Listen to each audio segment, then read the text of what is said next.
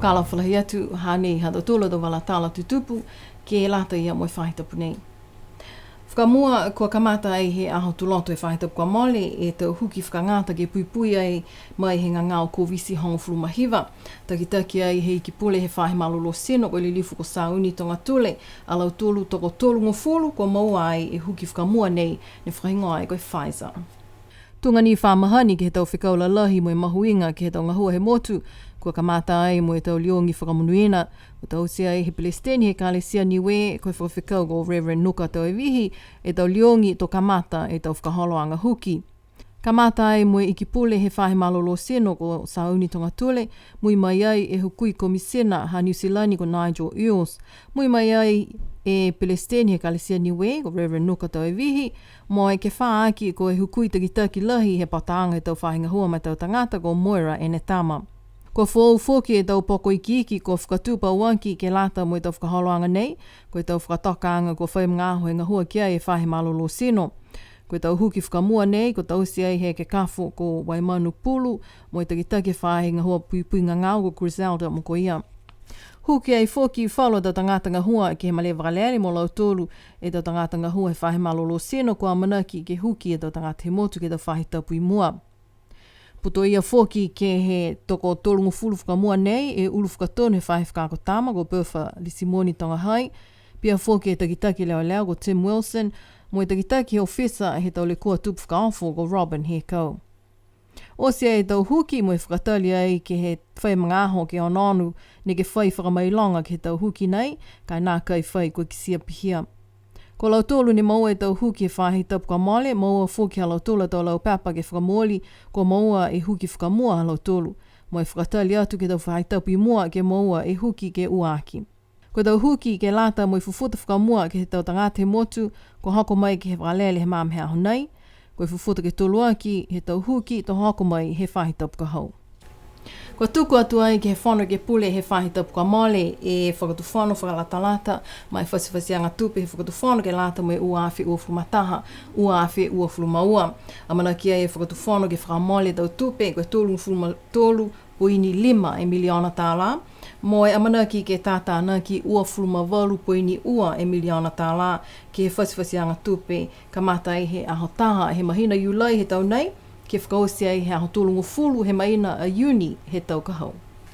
Ko talia ai he whanau ke pule ke he tau tutoanga whakamua mo tutoanga ke uaki, ko tuku atu ai ke komisi tupe ke haka tō liwaki atu ai ke whanau ke pule tō whahi taupi mua ke he whakamoli ke he tutoanga ke tō luaki.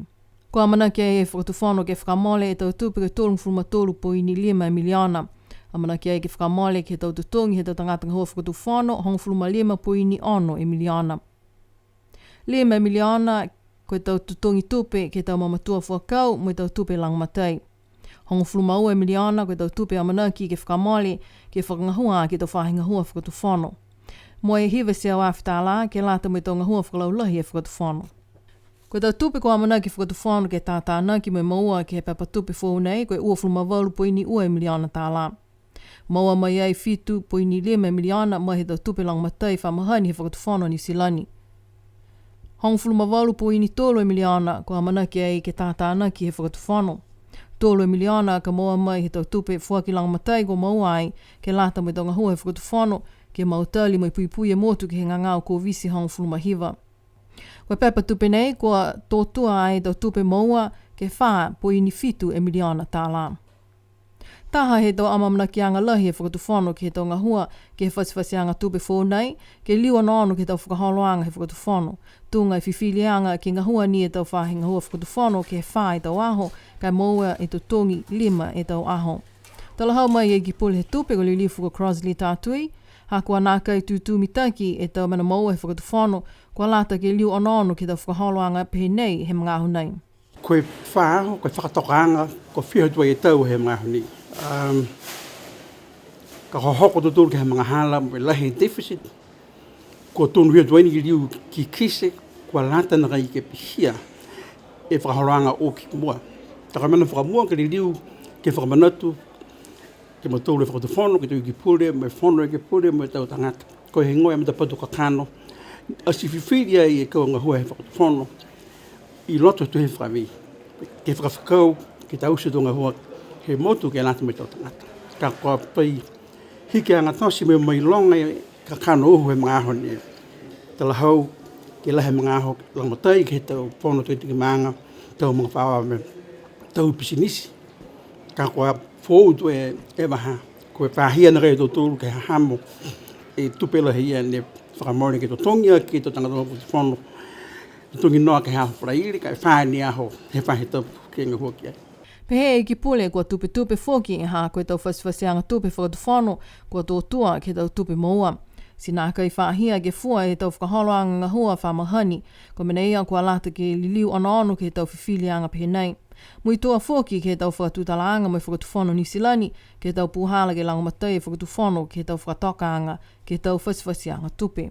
Ka taha ia he tau mahanga mena ko whakatoka mai ke ono whakahokuro ki ai. Maho ni lahi maha ke ono nga whoki ha ko tau whakatutalaanga mai whakatuwhano nisilani moi iki puli he whahi MFAT.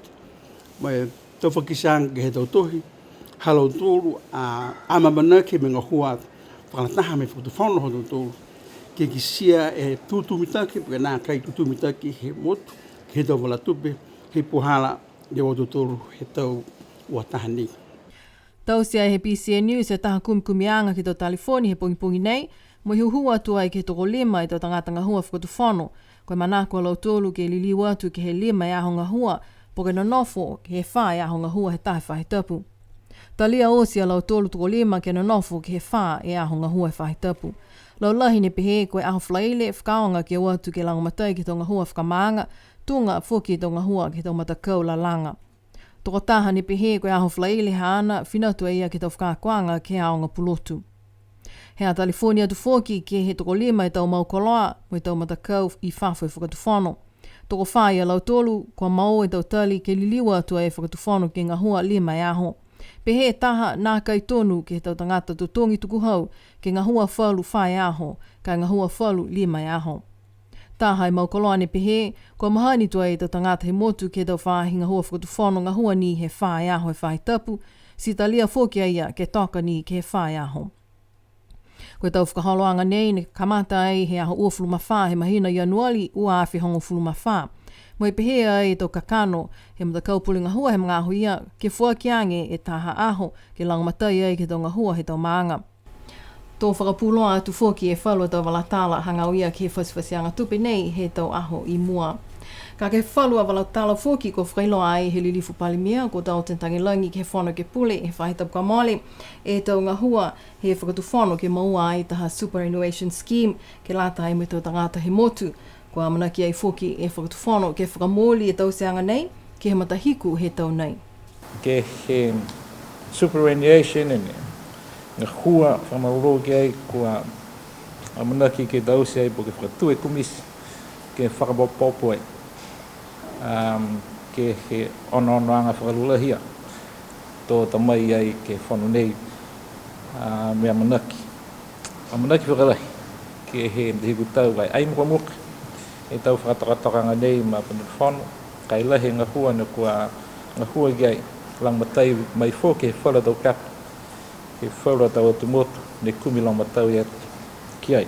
Kalahau mai e ofisa palimia kua kumi atua e whakatuwhano niwe ke whakatuwhano i atu kuki ai lani ke langmatai ke maua taha super scheme kua lata ni ma niwe moai ke toka hifo i tau tupe ia ke he motu.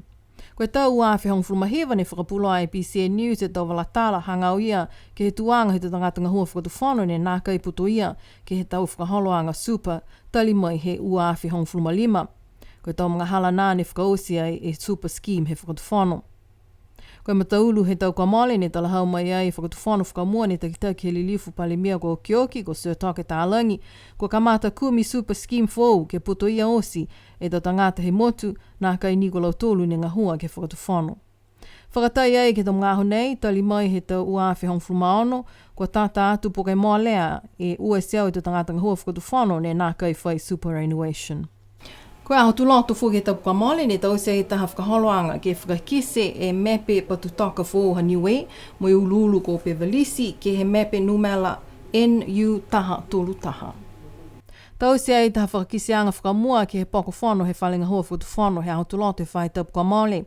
Talahau mai e whakailoanga he whakatuwhano, koe mepe nei ne lolomia he mahina a pelila he tau nei, mai he kautaha toitu te whenua Land Information ha New Zealand. Koe kautaha nei ko tūtonu hia ke lolomia tau mepe pa tutoka ha niwe. Koe mepe pa tutoka whakamua nei ha niwe ko puto ia ai e uluulu ko beverage mo e ko whakahingoa ai ko NU taha tolu taha. Ko whakangahua e whakanumelaanga mepe pa tutoka ha niwe NU taha tolu taha ke hukuia ki e mepe tuai NZ valu whaalima ne lolomia e he tau uawhi hiva. Ko tuku atuai e tau manatu whakaue hei ki pule, mai patanga whahinga hua tālanga mo le weki koloa, le lifu ko Crossley tātui, ke he whakatuwhanoa New Zealand, mo tau pulotu mai he kautaha tuitu te whenua Land Information ha New Zealand, ke he tau lango matai ke tau seanga nei. Tala hauai e aonga he tau mepe patutoka ke lata mai tau whenonga ke he moana, ke he hau mitaki mo e mawhala. Ko mai ke fōki a niwe ke whakamōli mo e whakangahua e tau whakaweanga pui ke tau whenonga o moana he lalolangi. Ko e matangahua ke whakafō e mepe pa tutoka niwe ko tau se ai I lalo hifo he Pacific Regional Navigation Initiative. Ko fuaki ai fōki e tau mepe pa tutoka ke he whalu whahinga hua he whakatuwhano pia mo lau tōli whafo he whakatuwhano ke he whakamunui nāanga pauaki ne whakahoko e he whahitapu kwa moli.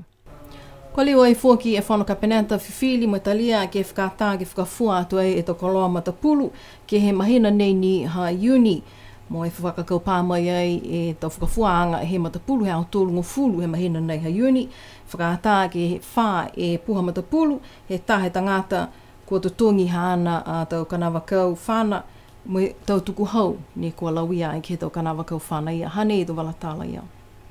Pehe e whakailoanga mai he whahinga hua leo ke tūmau ke muitua ke tau hatakianga ke tau whakaonganga he tau kanawakau whana ke a ua whai le kua po ke pākia. Nā kai whakamahino mai e kakano a si whakatā ai ke liu whakatau e tau matapulu he tau mga honei, nā kai whai talahawanga ke tau puipuianga ke tau manupeka mo I lupe. Ko I loa mai he whahinga hua leo ke tau seanga nei ke whakafua atu I tau koloa matapulu ne toianga ia ke he whahinga hua nei. Ko I lima e tau anei he hoko mai e toko loa matapulu mo e hawhanga ia ni ne toi ke whakafua atu. Pehe mai nā kai popo e toko loa matapulu nei kai mai longa ni ke whai ka nā kai pā ha kua lewa whoki e toka toko loa nei ke tau puha. Toko longa e tau matakau me tau tangata kua tolo atu ai ki Paliasi he māme hau hineawhi ke lata ia me tau wheua si pote walipolo kua tā mata ai he matakau he tau fisi he motu kua tau wheua nei ni whahingo ai koe Bula IMAT Volleyball Tournament. Tau ke tuante tau whawele mai ki a tau turosi o mai ke kauwharataha ke ahu nei. Mana whoki I ki pule ke he tau whakahoroanga pendei ke whai lang matai ke lata ia me tau whakahoroanga I loa iau nā kai o mai ala tōru nei ke kumilo matai kai o mna ke kipuri ke whai long matai atu whoki. Ke tau whakawhia seno hā tau tōru he motu. Pēnā whanu manatu kuku, manaki ke mnuina tau tōru aho, whana tā mai atua.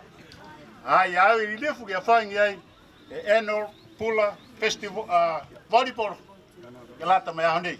Toko ua fulmalima I tau matakau ne whetoko ai ke tau wheua volleyball I Niawhi. Toko hongo fulmaono e matakau he tau tāne mo e toko hiva e matakau he tau whiwhine ke tau wheua pile I Paliasi. Ka mata tuai e tau whakaholoanga mai aho ko e tau ke tōlua kia nei he tau whakaholoanga volleyball pula nei ne kua tāmata e he matakau he tau fisi he motu. Toka ni e tau malolo he tau matakau volleyball he motu ki he maanga ko Vaiea he tau nei, ua e matakau ha Vaiea ne honko atu ai ke semi-final he tau whetoko he tau tāne, ke pilea ai mo e matakau ha Alofi mo Avasele. Pilea ai e matakau Vaiea tolu mo e matakau ha Alofi ke he finalo he tau tāne, si kautua e matakau ha Vaiea, takitaki ai e Lito Junior te ala. Tu ua e matakau ha Alofi. Mua whoki e matakau he tau whiwhine mai he maanga ko Vaiea, ne takitaki ai e Melata Talaisi ke he whetoko e whainolo, he tau fufuta he tau whiwhine, pelea e lau tolu mo e matakau he aonga tokolunga, tu uai e matakau he aonga tokolunga. Sipihia ha tau tolu a tau walatala tutupu ke lata ia mo e pūli he pōnei, to liu matutaki whoki tau walatala tutupu BCN News, whakaperitania he awhiawhi tuloto. Ke nona whamtolu mo e monui ne po.